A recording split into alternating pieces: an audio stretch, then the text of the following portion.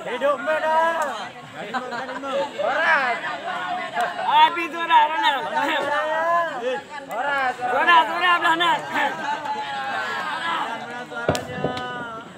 Assalamualaikum warahmatullahi wabarakatuh. Waalaikumsalam. Alhamdulillahi rabbil alamin. Wassalatu wassalamu ala asyrafil anbiya wal mursalin wa ala alihi wa ashabihi ajma'in. Perhormatan saya kepada Abun selaku ayah rohani. Semoga kita doakan kepada Allah Abun beserta keluarga selalu dalam naungan Allah Subhanahu wa taala. Begitu juga perhormatan saya kepada dewan-dewan juri yang mana mereka sudah merelakan waktu mereka untuk melihat kehasilan pembelajaran kita yang ada di daerah Darul Ulum Paluh Kayakunyan. Adapun tema pada malam yang bahagia ini adalah mengingat kematian. Saudara-saudari kaum muslimin muslimat yang belum kawin dan belum sunat, yang kecil tak disebut nama, yang besar tidak dibesarkan dengan namanya, tapi kita insya Allah selalu dalam naungan Allah Subhanahu wa ta'ala.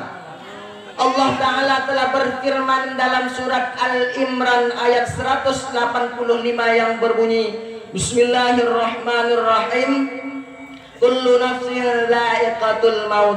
Allah berfirman yang artinya setiap yang bernyawa Allah poniskan yang namanya merasakan yang namanya kematian. Mati adalah makhluk Allah. Mati tak memandang besar badan kecil ataukah sedangkah. Mati tak memandang suku Jawa, Batak, Melayukah, Acehkah. Mati tak memandang perempuan yang cantik atau jelekkah. Akan tetapi semuanya merasakan kematian. Walaupun seorang raja banyak pengikutnya, seorang raja banyak pengikutnya, hartanya banyak, kekuatannya sangat kuat, kerjanya eksekusi pembunuhan masyarakat. Disebutkan dalam Al-Quran surat Al-Baqarah ayat 49 yang berbunyi, Bismillahirrahmanirrahim, wa in anjaynakum min ali fir'auna yasumunakum su'al azab. Allah berfirman kepada Nabi Musa, hai Musa, ingatlah ketika aku selamatkan kau daripada keburukan kezaliman Fir'aun. Apa eksekusi Fir'aun? Wa yudhabbihuna abna'akum, dia membunuh anak laki-laki, wa yastahyuna nisa'akum, dia membiarkan perempuan-perempuan hidup. Seandainya masih ada Musa, Fir'aun pada zaman kita, tidak kita dapatkan yang begini rupa yang sangat indah pada malam yang mulia ini. Walaupun ada Fir'aun masa kini, kami akan membela kalian perempuan daripada kejahatan Fir'aun. Saudara-saudara rahimakumullah, seorang raja besar jabatannya, pengikutnya banyak, namanya Fir'aun. Di mana dia? Dia di dalam kubur, dikencing oleh cacing tanah. Dan mati pula tak memandang banyaknya harta, banyaknya benda yang ada dalam genggaman kita. Allah menyebutkan seorang laki-laki banyak hartanya, sifatnya sombong, tak mau memberi zakat. Surat Al-Qasas ayat 76 yang berbunyi, Inna Qaruna kana min qaumi Musa. Qarun termasuk kaum Nabi Musa. Fabagha alaihim, dia mempunyai sifat sombong. Wa atainahu minal kunuzi ma inna mafatihahu latanuzu bil usbatin ulil quwwah. Kata Allah, kuncinya aja, inna mafatihahu, kunci gudang emas Qarun apabila dibawa oleh pembesan-pembesan orang yang tegak-tegak berotak besar, kecapean untuk memikul kunci gudangnya. Apalah kita yang tak punya apa-apa, akan tetapi kita selalu berdoa untuk selamat iman kita. Lima ini dalam zaman perputaran zaman selalu ada. Seorang pemimpin yang zalim, Fir'aun. Seorang orang kaya yang bodangki, celit, Qarun. Seorang ulama, yang ulama itu tokoh masyarakat, tapi ilmunya diabadikan oleh Allah untuk menyilat pemimpin.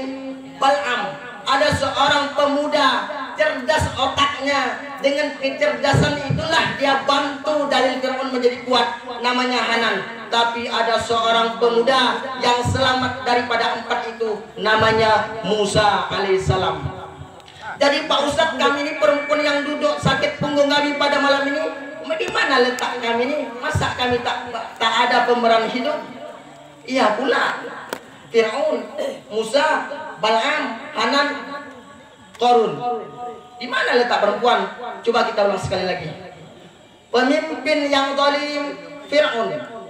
Orang kaya bodang pelit, Qarun.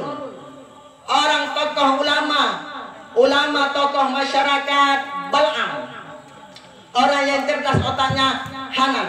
Tapi ada seorang pemuda yang selamat daripada 4 itu, namanya Musa. Kalian tinggal pilih, mau jadi istri Musa atau Fir'aun? Istri abang aja. Apa kata mamanya? Hai dek, adek jadi istri Musa yang nggak lama. Ya kenapa? Adik sudah dilamar oleh Fir'aun. Tapi anak gayah Darul Ulum yang santriwati, pasti mereka memilih yang ceramah pada malam ini. Saudara-saudari rahimakumullah, ketika kita sudah mati, kita akan memasuki yang namanya alam kubur. Kubur adalah satu tempat yang tempat itu tempat kejelekan bagi orang maksiat, dan kubur itu tempat kemuliaan bagi seorang yang ada amal soleh. Maka daripada itu, marilah kita beramal soleh. Utsman pada ketika suatu hari lewat di depan kubur, lewat dalam pemakan kubur, fabaka alaihim, tiba-tiba menangis Utsman untuk kuburan itu. Ditanya para sahabat, "Wahai Utsman, kenapa kau menangis? Kau menangis sangat tangisan yang sangat sedih." Apa kata Utsman bin Affan? Al-qabru, kuburan, awalu manazil akhirah, tempat pertama kita menuju alam akhirat. Fa inna ja'abdahu minhu, seandainya seorang hamba yang masuk dalam alam kubur selamat dari pinah kubur, fama ba'dahu aisar, maka sesudah kubur akan lebih mudah. Kalau tak selamat di kubur, maka sesudahnya akan lebih sulit dan susah.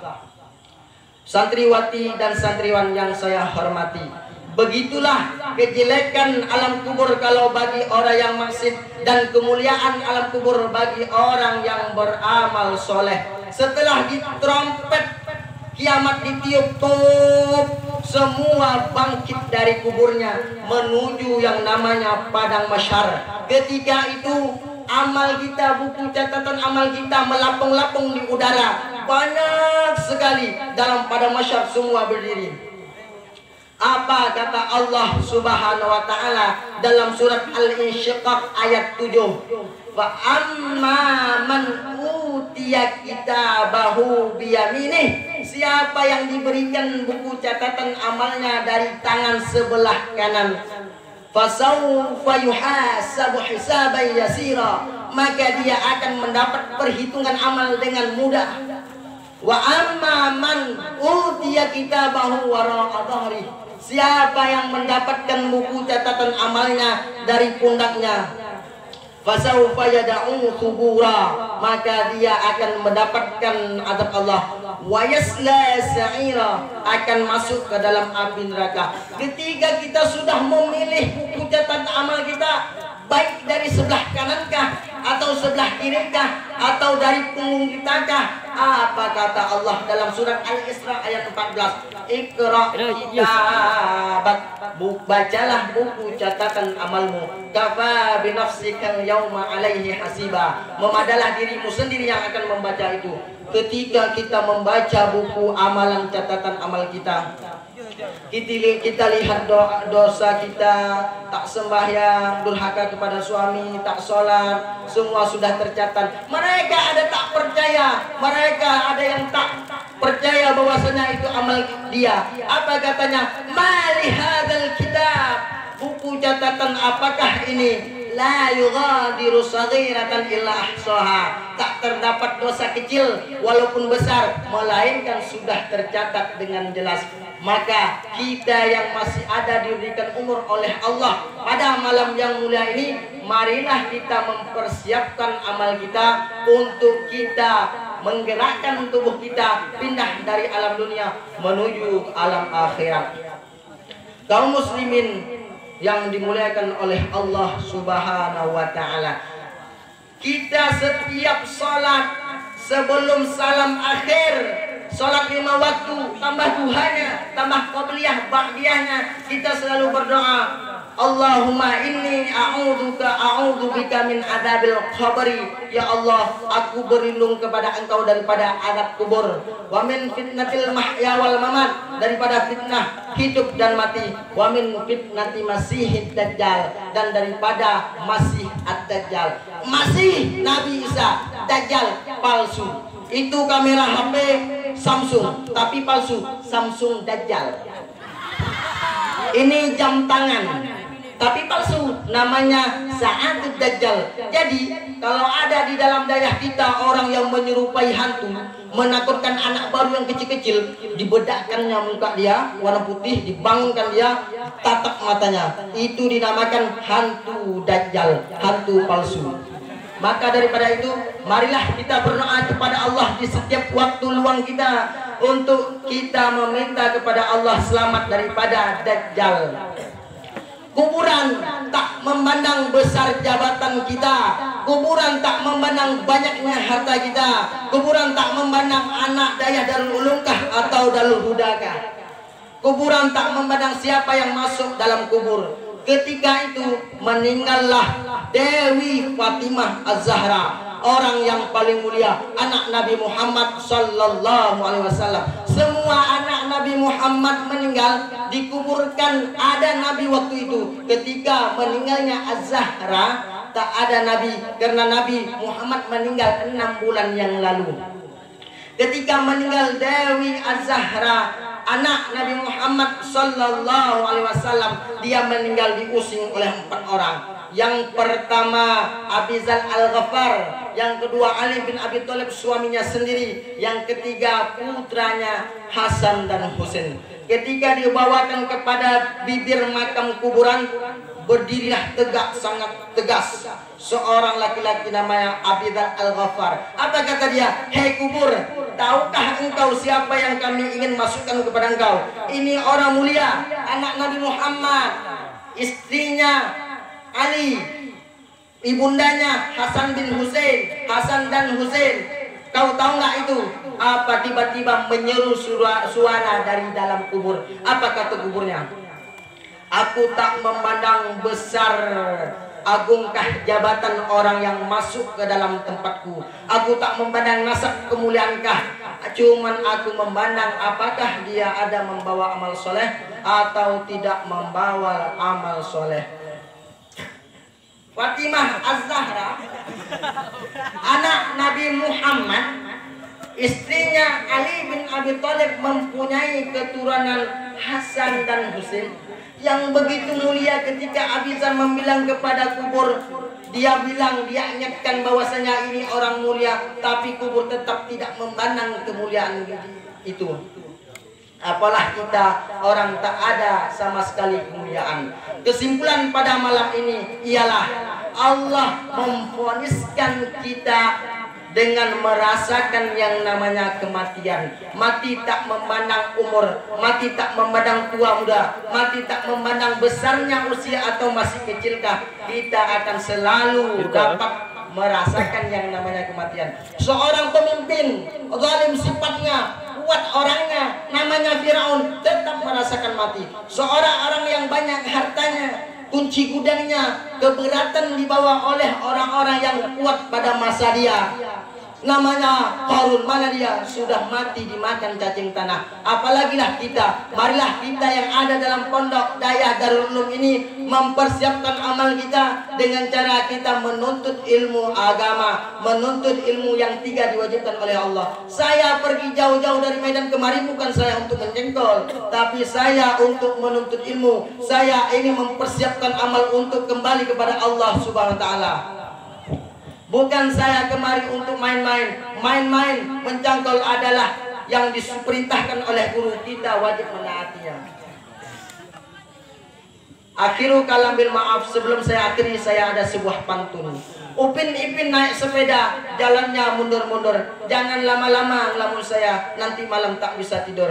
Billahi taufiq wal hidayah wa ridha wal inayah. Assalamualaikum warahmatullahi wabarakatuh. Waalaikumsalam warahmatullahi wabarakatuh. Terima kasih kepada peserta kita yang berpegang ganda.